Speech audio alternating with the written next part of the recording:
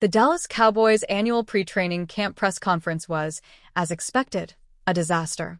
It did not accomplish anything, which can be said for almost every Cowboys presser, but Brian Schottenheimer was able to field the occasional question, and he did his best to navigate the chaos. Schottenheimer gave veteran running backs Javonte Williams and Miles Sanders a special shout-out when he was asked if a frontrunner has emerged in Dallas' clunky backfield. The two veteran guys are very different.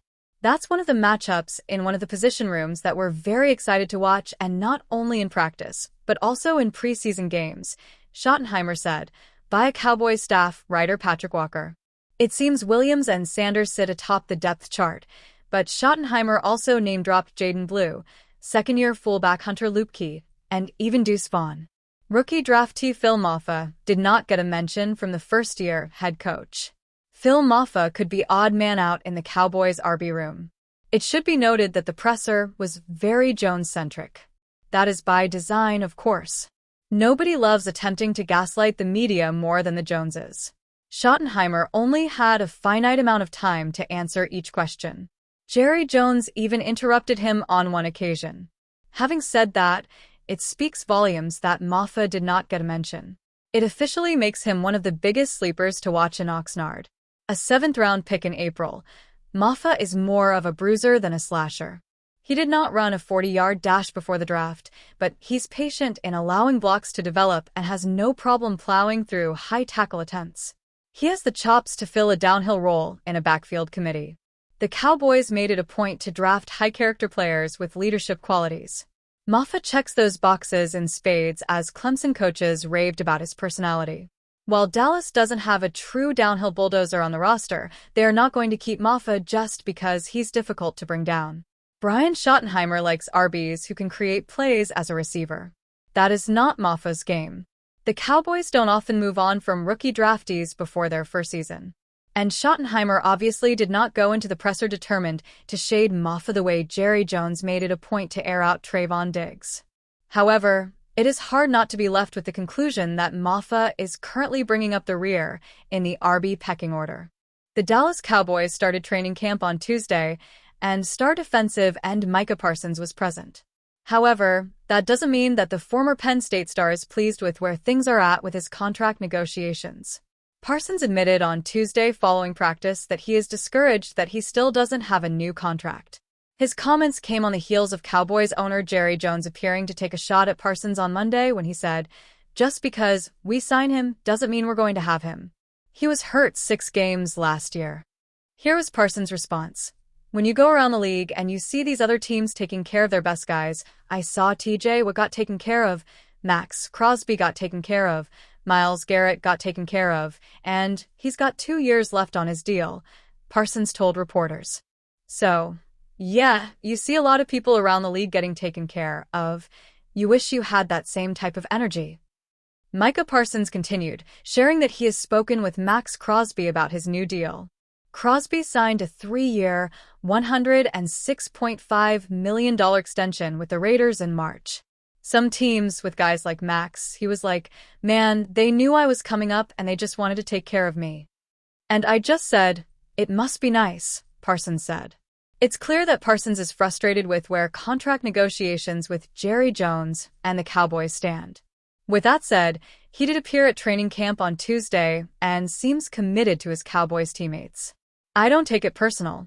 I just don't understand," he said. Micah Parsons is entering the last year of his rookie contract and has proven that he is worthy of a big-time payday. He was the NFL Defensive Rookie of the Year in 2021 and has made the Pro Bowl all 4 of his seasons in the NFL. Parsons was drafted by the Cowboys with the number 12 overall pick in the 2021 NFL Draft after starring at Harrisburg High and Penn State. He earned first-team All-Pro honors as a rookie after recording 20 tackles for loss and 13 sacks in 2021 and has continued to be a difference-maker throughout his NFL career. The Dallas Cowboys are going to practice football today. Work will officially commence in Oxnard, California during the first session of training camp, but it will occur about 24 hours after the team's brain trust took the podium for their annual State of the Union address. During that press conference, Jerry Jones and Stephen Jones did little to cool the flames of the fire burning around Cowboys star pass rusher Micah Parsons needing a contract extension. To be clear, Parsons does not appear to be holding out, but he may wind up holding in, being present but not practicing so as to avoid injury during negotiations. As Brian Schottenheimer was discussing this during the presser on Monday, Jerry Jones interjected to note that Parsons missed 6 games. It was actually 4 last year due to injury. The implication, the perceived one at least, was that players cannot necessarily be counted on due to injury. NFL people, analysts, and others were discussing this online, and Parsons reposted a comment from JJ that discussed how this was poor leadership from Jerry. That's the background to understand what's next. As national shows were off and running with the story at large on Tuesday morning, ESPN's Adam Schefter noted that the Cowboys have yet to make a contractual offer to Parsons. This is a conversation that, apparently, could linger on through the summer because they're nowhere in the negotiation game. And this is a familiar script for the Dallas Cowboys. Parsons first became eligible for an extension last offseason. That the situation has reached this point is already an issue that didn't need to be, but to not have even offered a deal yet suggests that this really is going to go on for quite some time. The Cowboys have played this game very recently in the past and have a batting average of about .000 when doing so. They lost, as far as the financial wins and losses are concerned. The showdowns they got into with Dak Prescott both times, CeeDee Lamb, and once upon a time DeMarcus Lawrence. Micah Parsons is surely going to emerge victorious, again, in the defined terms, in the same way. We all know the Pittsburgh Steelers' offense hasn't been up to par in recent years. Some of that has to do with personnel, but a large part has been the overall philosophy of the system.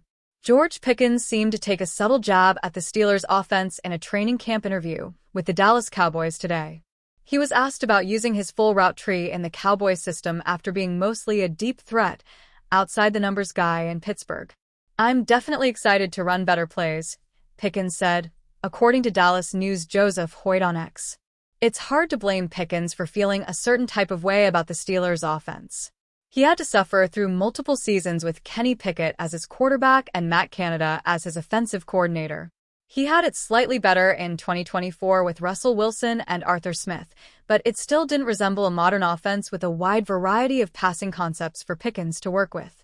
The Steelers have shied away from utilizing the middle of the field, which limits the opportunity for yards after the catch and playmaking by talented receivers like Pickens. With Dak Prescott throwing him the ball and CeeDee Lamb opposite him on the outside, he should be in a much better position to be successful this season. Not to mention, he will be playing with an offensive-minded head coach with Brian Schottenheimer taking over this year. Here's Pickens catching a shorter passing concept from Prescott over the middle of the field via John Machota on X. Pickens' production over his first 3 seasons is made even more impressive by the circumstances he faced in Pittsburgh. Despite never having a top quarterback or offense, Pickens had 1,140 yards in 17 games during the 2023 season and 900 yards in 14 games last season. He was on pace to roughly match his 2023 production before a hamstring injury held him out for 3 games late in the season. According to Sports Info Solutions, Pickens had the 4th most deep targets in the league with 28 last season. That number probably shouldn't be similar to his short targets of up to 5 yards, but it was, with just 35 last season. His talent was never the problem, but his maturity issues on and off the field proved too much for the Steelers to handle. They opted to trade for DK Metcalf and give him a long-term extension instead of Pickens, which led to him eventually being dealt to the Cowboys. Not many former Steelers receivers have gone on to be successful elsewhere, but Pickens is positioned nicely to buck that trend in Dallas. And he has every reason to be motivated as he enters a contract year.